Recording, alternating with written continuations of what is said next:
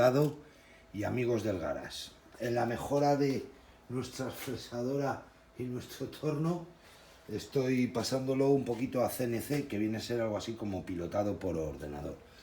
Entonces, esta es la mesa rotativa que yo tenía o que tengo, y que al final el problema que hay es que, bueno, darle exactamente un giro de grados para que un taladro vuelva a caer sobre la misma posición cuando tú estás en una pieza y la estás mecanizando, o un marcha atrás o un marcha adelante cuando quieres hacer una pieza, pues es muy complicado. Entonces, eso, si lo haces en manual, es súper jodido. Tiene un poquitín de backlash, pero creo que esto lo podremos corregir. Bueno, el caso es que incluso no, porque se está moviendo o sea que... El caso es que lo que he hecho es acoplar un pequeño motor, que es un NEMA 17, con un coupling, que es un acoplador entre ejes de distinto grosor, ¿vale?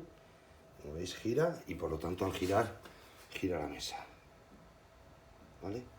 Y he colocado una fuente de alimentación de 12 voltios, de 2 amperios, un controlador o driver que lo que hace es entenderse entre esto, que ya os explicaré lo que es, y el motor, o sea que el motor se conecta a este driver y el driver se conecta a este pequeño microordenador en el cual tú metes las instrucciones que tú quieras, que de momento pues es muy básico, solo le tengo puesto para que gire a la máxima velocidad buena, sin perder pasos, sin que el motor patine o haga cosas, a máxima velocidad. Entonces pues nada, le damos corriente. Mira, si os fijáis en la mesa y en el motor, ¿veis? Pues ahora el motor está girando a máxima velocidad, con un movimiento muy controlado y muy definido.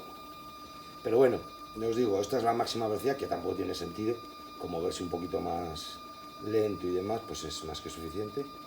Y con esto lo que conseguimos pues es que la precisión, porque yo luego le voy a decir, muévete X grados, pues la precisión con la que podremos trabajar será pues extraordinaria.